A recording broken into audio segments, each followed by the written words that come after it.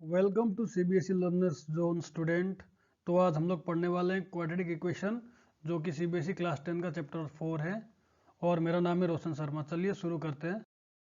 तो quadratic polynomial, तो quadratic polynomial क्या है? एक ऐसा इक्वेशन जिसका फॉर्म होता है a x square plus b x plus c is equal to 0।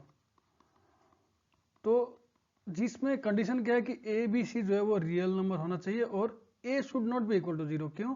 क्योंकि अगर ये ए 0 हो जाता है तो ये पूरा का पूरा 0 बन जाएगा, क्योंकि ए का 0 एक्स स्क्वायर के साथ इंटू होगा, तो ये पूरा 0 बन जाएगा और बच जाएगा b x plus c, that which is linear equation.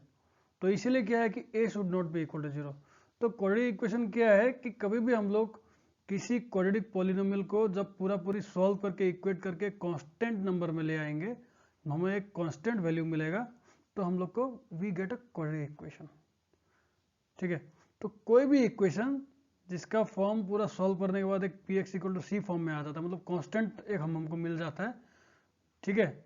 इसको हम लोग बोलते हैं क्वाड्रेटिक इक्वेशन। और क्वाड्रेटिक इक्वेशन में कहानी क्या है कि जो डिग्री जो होता है दैट शुड बी 2। डिग्री कहने का मतलब है जो वेरिएबल रहता है, वेरिएबल जैसे हमारे पास इसमें क्या वेरिएबल है, एक्स वेरिएबल है, तो दैट एक्स का जो पावर है that should B 2, degree should be 2।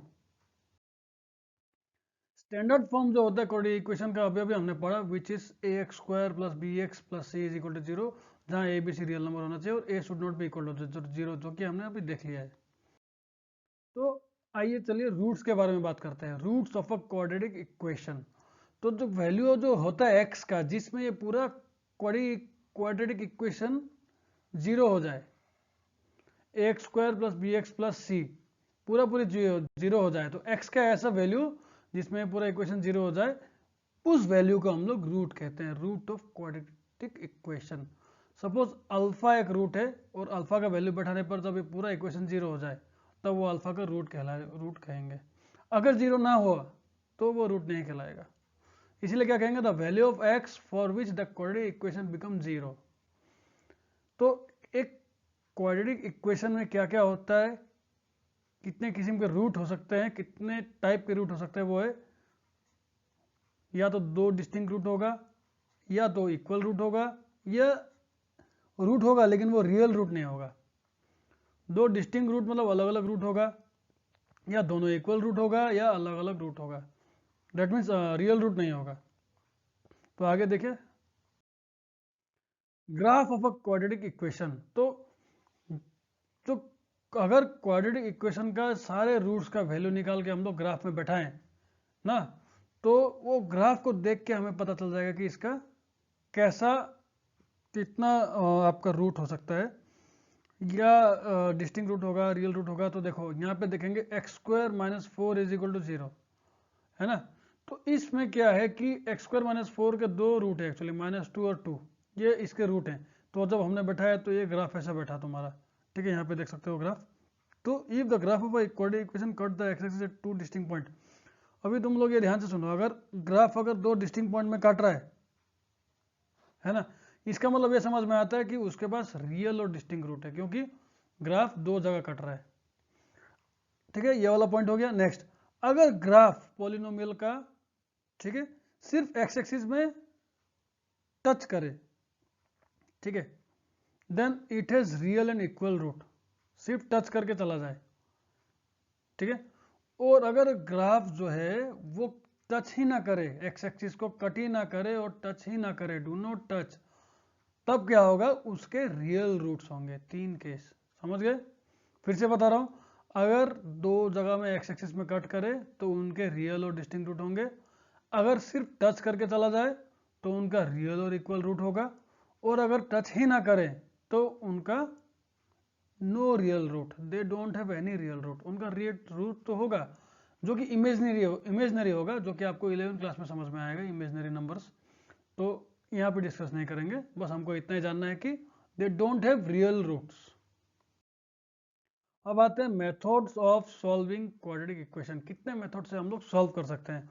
तो देयर आर 4 मेथड्स एक्चुअली। तो इसमें से 3 मैंने लिखा है, क्योंकि एक जो है वो ग्राफिकल है। तो पहला है फैक्टराइजेशन, सेकंड है क्वाड्रेटिक फार्मूला जिसको हम लोग श्रीधर आचार्य फार्मूला भी कहते हैं, और थर्ड है कंप्लीटिंग द स्क्वायर। तो अभी हम लोग करेंगे फैक्टराइजेशन मेथड कि हम लोग कैसे फैक्टराइजेशन मेथड से हम लोग सॉल्व करते हैं इक्वेशन। तो एक कंसीडर कर लेते हैं कि equation 2x² minus 5x 2x² minus 5x plus 3 is equal to 0, ये इक्वेशन है। तो हमें क्या करना होता है इसमें कि इसके पहले जो 2 है इसको 2 को 3 के साथ इंटू करना होता है। क्यों? जो मतलब x² का जो कोफिशिएंट है उसका कांस्टेंट के साथ इंटू करेंगे। तो 2 इंटू 3 हमारा कितना बन रहा है 6।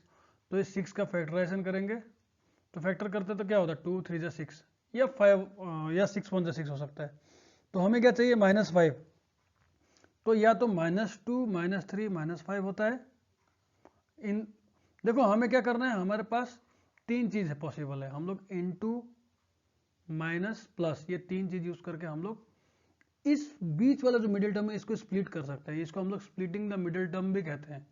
ठीक है, तो मैं देख रहा हूँ कि 6 का फैक्टर जो है 2 और 3 है, और 2 और 3 को अगर मैं -2 -3 लिखूंगा तो -5 होता है। एक और हो सकता है केस कि 6 को मैं 6 1 जा 6 ऐसा भी कर सकता हूँ, 2 फैक्टर है ना। तो -6 + 1 भी हो सकता है।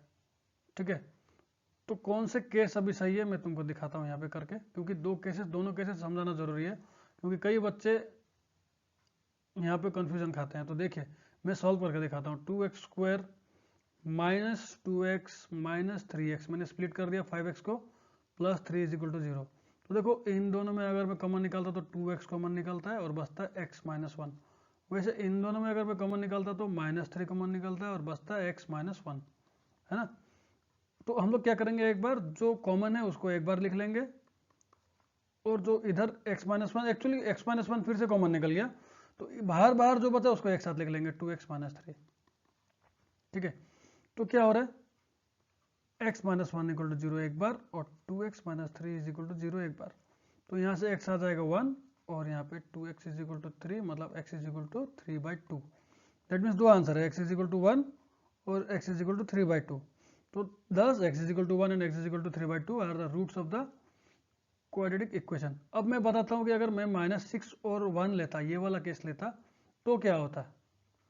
देखो अगर मैं इसी को स्प्लिट करता इस तरह से 2x² minus 5x plus 3 equal to 0, तो 2x² minus 6x plus x plus 3 होता है।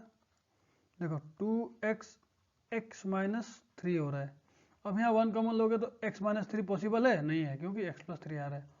दैट मीन्स ये वाला पार्ट और ये वाला पार्ट मैच नहीं कर रहा है। इसका मतलब हमसे कहीं गलती हो रहा है। दैट मीन्स मेरा ये -6 और +1 ये लेके स्प्लिट करना गलत है। ठीक है, और 2 और 3 लेके स्प्लिट करना मेरा सही है। तो होप करता हूँ समझ में आ गया होगा आप लोग को। चलिए नेक्स्ट चलते हैं।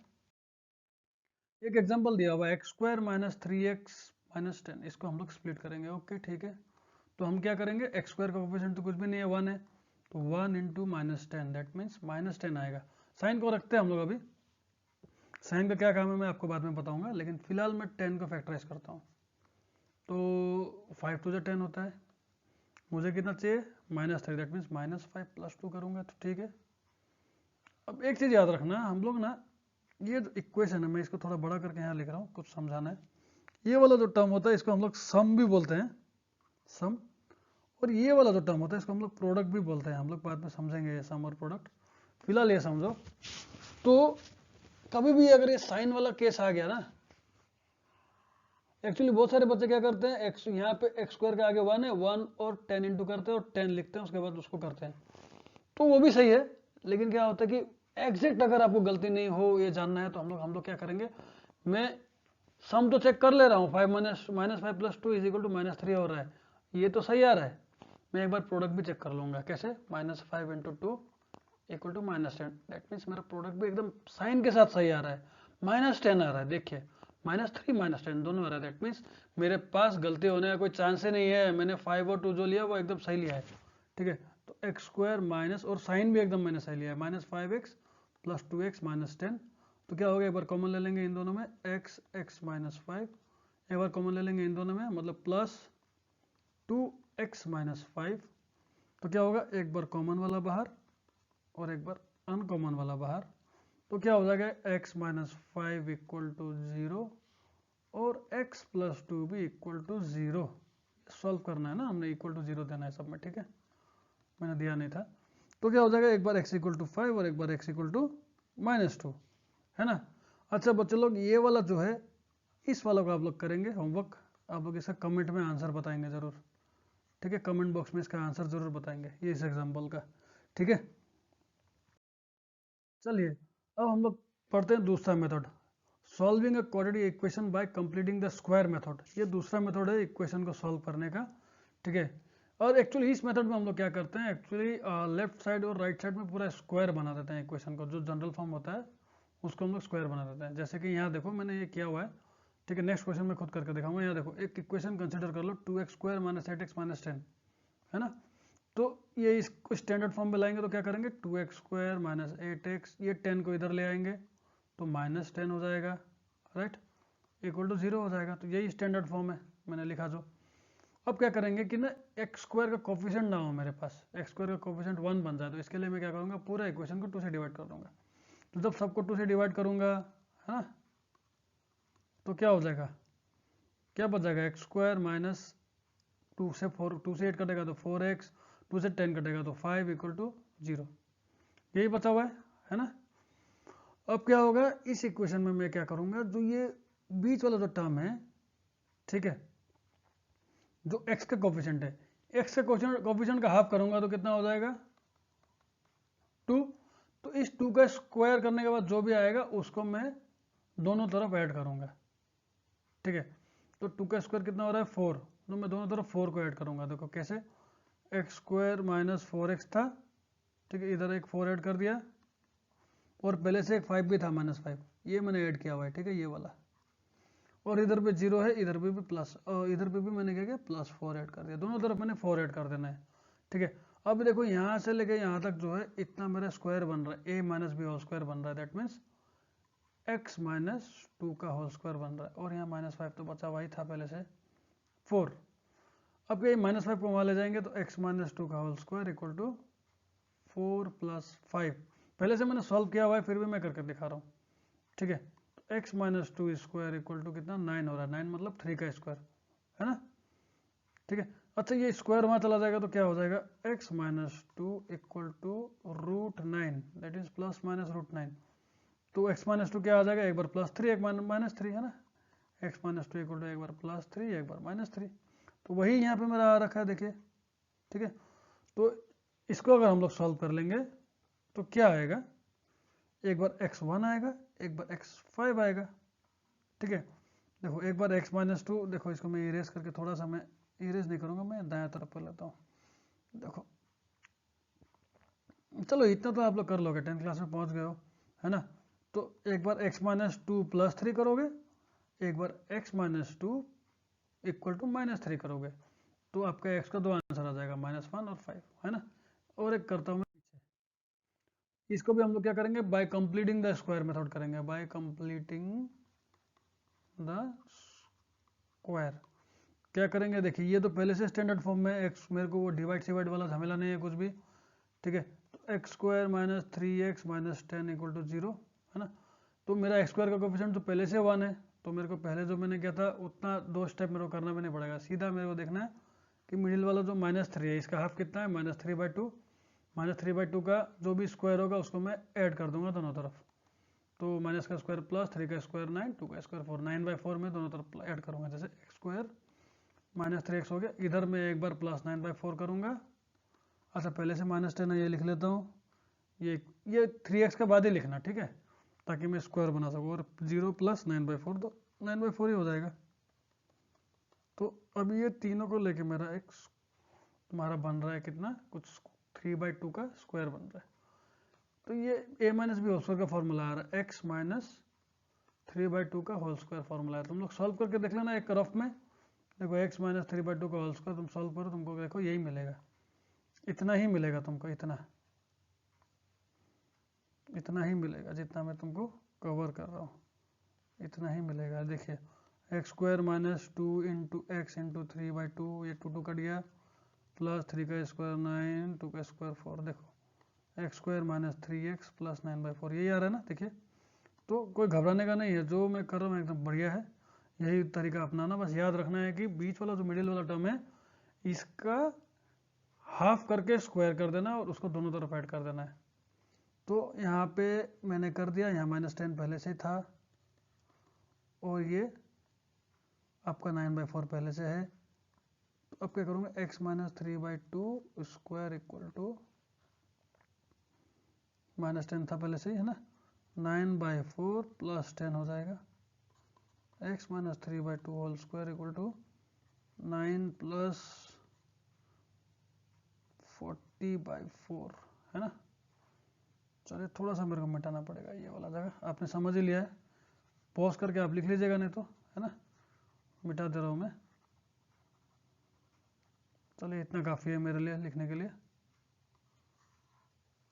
तो x - 3/2 whole square is equal to 49/4। तो 49/4 भी स्क्वायर है आपका। तो x - 3/2 को यहाँ रहना, तो स्क्वायर उधर जाके रूट हो जाएगा, ± 49/4। इसका मतलब x - 3/2 बराबर कितना हो जा रहा है, 7 ± 7, 7 का स्क्वायर 49 होता है और 2 का स्क्वायर 4 होता है, ± 7/2। एक बार x - 3/2 इक्वल टू 7/2 हो जाएगा और एक बार x - 3/2 इक्वल टू -7/2 हो जाएगा। इसको सॉल्व करेंगे, आंसर आ जाएगा हमारे पास।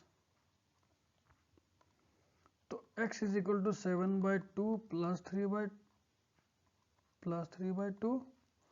एक बार x इज इक्वल टू 7/2 - 7/2 + 3/2।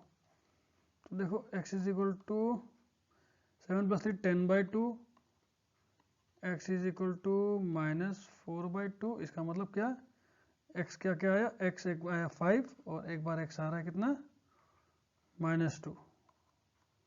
ठीक है, एक और क्वेश्चन देखते हैं। चलो वो बाद में करेंगे हम लोग एक्सरसाइज में। अभी थर्ड मेथड है आपका quadratic equation, solving quadratic equation using quadratic formula, और इसको हम लोग श्रीधर आचार्य फार्मूला भी कहते हैं। तो वो फार्मूला क्या है कि कभी भी x जो है उसका अगर वैल्यू निकालना है, दैट मीन्स रूट निकालना है, तो 2 रूट अगर आपको निकालना है, तो ये x जो है वो रूट है सोचिए, तो इसका फॉर्मूला हो जाता है -b + -√b² - 4ac/2a। ये पूरी फार्मूला है, याद रखना। -b यहाँ पे मैंने दिया हुआ है, -b + -√b² - 4ac/2a। तो अभी हम लोग देखेंगे कि ये b² - 4ac क्या है। तो b² - 4ac जो होता है इसको हम लोग डिस्क्रिमिनेंट कहते हैं, और ये b² - 4ac का वैल्यू देख के हम लोग को पता चल जाता है कि कैसा रूट आने वाला है, रियल रूट आने वाला है, दो अलग रियल रूट आने वाला है, या दोनों सेम रियल रूट आने वाला है, या रियल रूट आएगा ही नहीं। तो देखिए आगे चलते हैं, डिस्क्रिमिनेंट करते हैं। देखिए डिस्क्रिमिनेंट अभी मैं बात कर रहा था इसका।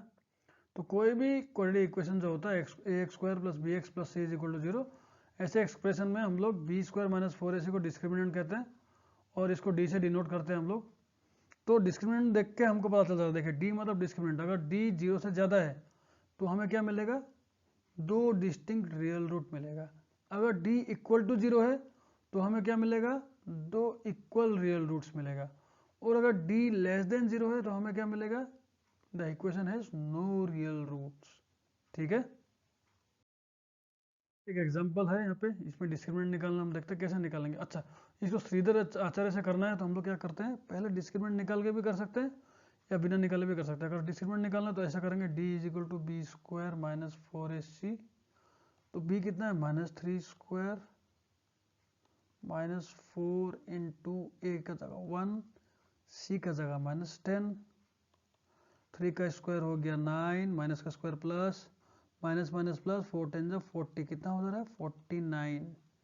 तो d क्या है, d is greater than 0, discriminant is greater than 0, that means हमें क्या मिलेगा, 2 डिस्टिंक्ट रियल रूट मिलेगा। मुझे पता चल गया, अब मैं सॉल्व कर लेता हूँ इसको सीधा सीधी। देखो b² - 4ac मुझे पता है formula, x = -b + -√b² - 4ac/2a। Minus b का जगह -3, फॉर्मूला का माइनस माइनस रहेगा, और b तो -3 था ही। b² - 4ac मैंने अभी अभी निकाला, तो मैं डायरेक्ट 49 भी बैठा सकता हूँ ना, क्योंकि मैंने अभी निकाला बी स्क्वायर माइनस 4 इसे, तो ये लेफ्ट साइड में, तो डायरेक्ट बैठा देता हूँ, 49 बैठा दिया मैंने, और 2 इंटू ए का जगह 1, तो minus minus plus 3, 3 plus minus 7/2, तो क्या हो जाएगा एक बार, 3 प्लस 7/2 एक्स, और एक बार हो जाएगा x is equal to 3 minus 7/2, x is equal to 10/2 मतलब 5, देखिए x is equal to minus 4/2 मतलब -2। देखिए इससे पहले भी सेम क्वेश्चन मैंने सॉल्व किया था आपको दूसरे मेथड से, कंप्लीटिंग द स्क्वायर से, तब भी मेरा आंसर 5 और 2 ही आया था, 5 और -2, और अभी भी मेरा आंसर 5 और -2 ही आ रहा है। तो तीनों मेथड से मैंने सिखा दिया आपको, तो आप लोग एक बार रिवाइज जरूर कीजिएगा इसका। मैं अब आगे बढ़ता हूँ। अब आते हैं graphical representation of a quadratic equation. तो थोड़ा देर पहले भी मैंने बताया था कि अगर आपको जानना है कि कितना रूट है, तो ये देखना होगा कि वो जो ग्राफ है वो एक्स एक्सिस में कितना बार कट रहा है, 2 बार कट कर रहा है, तो 2 रूट है। अगर सिर्फ टच करके जा रहा है इसका मतलब इक्वल रूट है, रियल रूट, और अगर टच ही नहीं कर रहा है इसका मतलब क्या है, कोई रियल रूट है ही नहीं। ठीक है, तो कोई भी क्वाड्रेटिक इक्वेशन है अगर वो ax square plus b x plus c है, ठीक है, तो अगर a बड़ा है 0 से तो पैराबोला जो ऊपर की तरफ जाता है, अगर a छोटा है 0 से तो जो वो है पैराबोला नीचे की तरफ जाता है। ठीक है, और अगर a 0 है तो पॉलिनोमियल तो वो क्या हो जाएगा, फर्स्ट डिग्री पॉलिनोमियल, मतलब क्या, लीनियर पॉलिनोमियल हो जाएगा। तो क्या होगा, एक ग्राफ लीनियर हो जाएगा, मतलब स्ट्रेट लाइन हो जाएगा। सिंपल सा बात है, मतलब a के ऊपर कैसे डिपेंड करता है ये बताना चाह रहा है ये लोग, मतलब x square ax square plus b x plus c standard form है। तो एक चेंज होता है तो क्या होता है, a अगर बड़ा है तो पैराबोला ऊपर की तरफ, a अगर छोटा है 0 से तो पैराबोला नीचे की तरफ, और अगर a 0 है तो ऑब्वियसली एक क्वाड्रेटिक इक्वेशन रहा ही नहीं, ये तो लीनियर इक्वेशन हो गया है ना, इतना ही बच गया, बी एक्स प्लस सी बच गया, इसका मतलब लाइन बनेगा। सिंपल सा बात है। तो वही अगर d अगर ग्रेटर देन 0 है तो डिस्क्रिमिनेंट से भी हमें पता चलता है, ठीक है, कि 2 डिस्टिंक्ट रूट होगा। ये वाला केस देखिए, d इज ग्रेटर देन 0 वाला केस है, और अगर d इक्वल टू 0 है तो हमें पता चल जाता है 2 रियल रूट। थोड़ा देर पहले मैंने बताया था डिस्क्रिमिनेंट देख के कैसे पता चलता है, हम लोग सॉल्व करेंगे, देखेंगे d इक्वल टू 4 आया, दैट मीन्स प्लस आया, 0 से ज़्यादा है, d माइनस 4 आता तो d 0 से कम होता, और अगर d 0 होता तो मतलब बराबर है। तो d ज़्यादा, d 0 से बड़ा है तो 2 डिस्टिंक्ट रियल रूट होगा। d अगर इक्वल टू होगा, इक्वल टू 0 होगा तो ऑब्वियसली 2 इक्वल रूट होगा, और अगर d छोटा है 0 से तो कोई रियल रूट नहीं है। इस एग्जांपल में ये वाला ग्राफ है, दैट मीन्स फिर से आप ग्राफ देखिए, 2 डिस्टिंक्ट रियल रूट है तो 2 बार कट कर रहा है एक्स एक्सिस को, यहाँ अगर आपका 2 इक्वल रूट है तो देखो टच करके जा रहा है, और अगर रूट ही नहीं है इक्वल रियल रूट तो टच ही नहीं कर रहा है। Formation of a quadratic equation from its roots, अगर रूट आपको पता है और आपको बोल दिया जाए कि आप लोग इक्वेशन बनाओ, दोनों रूट आपको पता है, सोचो ये इक्वेशन है, इसके 2 रूट है, अल्फा और बीटा। अब 4 5 ऐसा हमको पता नहीं है, इसलिए जनरली हम अल्फा बीटा बोल रहे हैं। तो क्या होता है कि जो x minus alpha x minus beta equal to 0 होता है ना। इसको अगर हम लोग एक्सपेंड करेंगे, देखो अगर अल्फा बीटा रूट्स है इसका इक्वेशन का, ठीक है, तो x माइनस अल्फा जो होगा वो that should be equal to 0, और x माइनस बीटा जो होगा that should be also equal to 0। ठीक है, सिंपल सा बात है कि अगर 4 रूट है, 4 अगर रूट है that means x minus 4 should be equal to 0, क्योंकि x minus 4 should be factor. अगर 5 रूट है तो x minus 5 should be equal to 0 because x minus 5 is a factor. ठीक है, तो इतना गहराई में जाने का जरूरत नहीं, इतना समझ जाइए कि अगर अल्फा बीटा रूट है तो अल्फा माइनस बीटा और अल्फा माइनस अल्फा का जो ये दोनों फैक्टर है, और factor should be equal to 0। ठीक है, हमने 9 में भी पढ़ा था ये थ्योरम, फैक्टर थ्योरम। तो x माइनस ए भी फैक्टर है, x माइनस बी भी फैक्टर है, और बीटा भी फैक्टर है, तो इन दोनों का प्रोडक्ट भी जो होगा वो फैक्टर ही होगा। इसलिए इनका प्रोडक्ट 0 है। और अगर इन प्रोडक्ट को अगर हम लोग सॉल्व करने जाएंगे तो हमें क्या निकल के आता है, x square minus alpha plus beta x, यही मेन है, alpha beta should be equal to 0। और यही चीज़ को यूज़ करके आप कभी भी इक्वेशन बना सकते हो, ठीक है।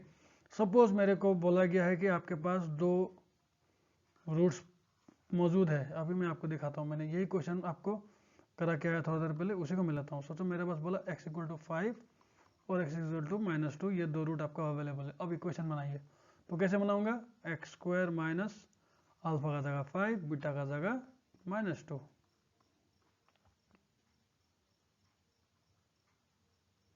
और फिर प्लस अल्फा का जगह 5, बीटा का जगह -2। तो क्या हो जाएगा, एक्स स्क्वायर माइनस 5 - 2 3, अच्छा यहाँ पे x आ जाएगा, है ना, क्योंकि इस इक्वेशन के हिसाब से x square minus alpha plus beta x plus alpha beta equal to 0 होना चाहिए। तो x square minus 5 - 2 3x plus 5 two plus minus minus, इसको माइनस कर देते हैं, सॉरी, चलिए -10। तो देखिए इक्वेशन बन गया आसानी से। तो कुछ नहीं करना है, कभी भी आपको बता दिया कि 2 रूट दिया हुआ है, आप इक्वेशन बनाइए, तो सीधा सीधा ये वाला जो इक्वेशन आपको दिख रहा है इसको लगाइए और इक्वेशन बनाइए आराम से, ठीक है। Sum and product of roots of a quadratic equation. तो यहाँ पे हम लोग क्या पढ़ेंगे कि जो रूट्स होता है क्वाड्रेटिक इक्वेशन का, उन रूट्स का सम का और उन रूट्स का प्रोडक्ट का उसी इक्वेशन के कोफिशिएंट के साथ कुछ रिलेशन है, वो रिलेशन हम लोग यहाँ जानेंगे। सपोज अल्फा और बीटा 2 रूट्स है, a x square plus b x plus c is equal to 0 equation का।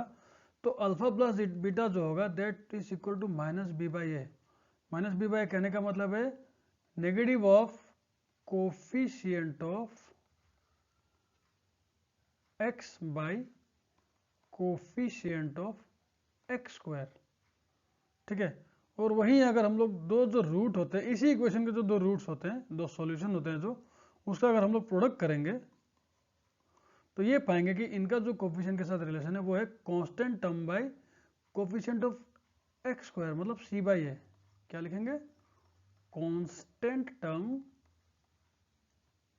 Bye coefficient of x square. तो इस चैप्टर में आपको क्या करना है, आपको जस्ट सिंपली ये 2 चीज याद रखना है, alpha plus beta is equal to -b/a और alpha into b equal to alpha into beta equal to c/a, ठीक है।